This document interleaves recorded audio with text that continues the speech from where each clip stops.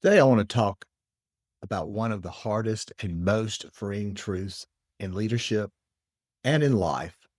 You cannot control other people. You can't control their attitudes. You cannot control their motives. You cannot control how they treat you, but you can control what's in you. You can control your actions. You can control your responses, and you can control what kind of leader you choose to be, especially when things don't go your way.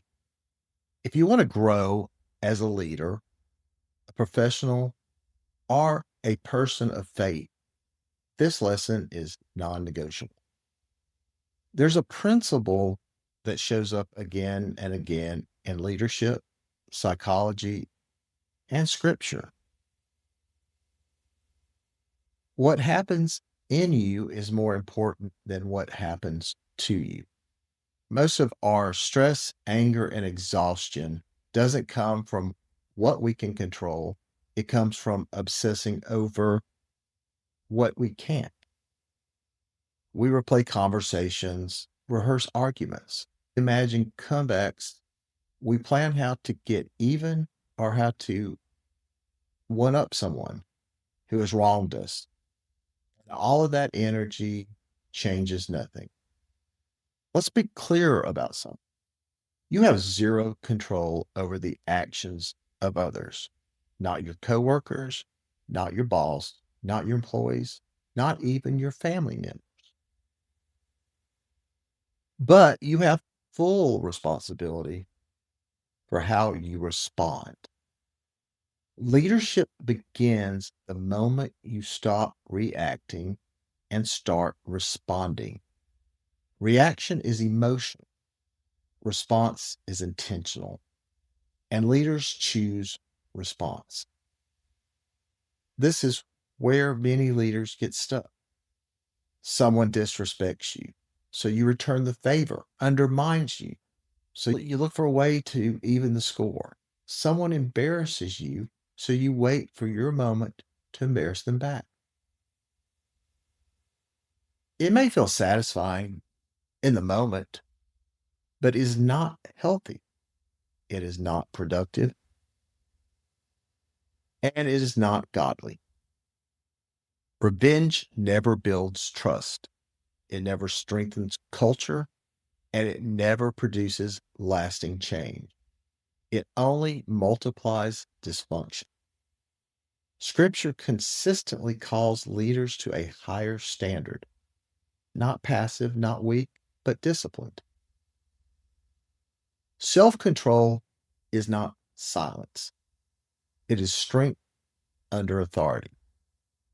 When you choose not to retaliate, when you choose patience over pride, when you choose wisdom over ego, you are modeling leadership that transcends position.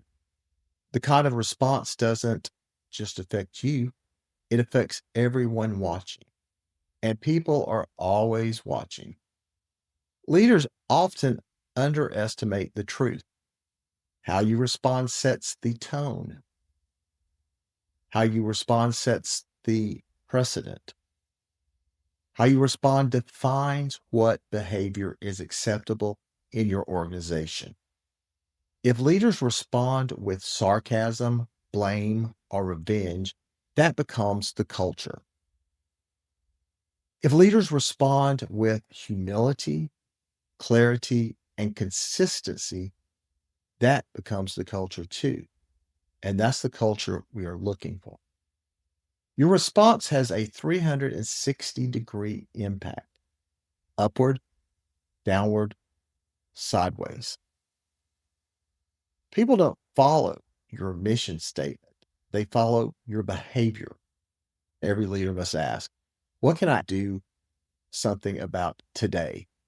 You can't control today's circumstances, but you can control your attitude. You can choose professionalism over pettiness, clarity over chaos, growth over grudges. Spend your energy creating positive outcomes, not keeping score. Getting even keeps you stuck, but choosing better moves you forward. Great leaders don't win through retaliation, they win through example. Influence isn't proven by power, but by restraint. The authority, it's not shown by dominance, by discipline. Focus on the things you can do today, your actions, your responses, your character. Because when you lead yourself well, you give others permission to do the same. And that is how leadership changes organizations, cultures, lives, and families.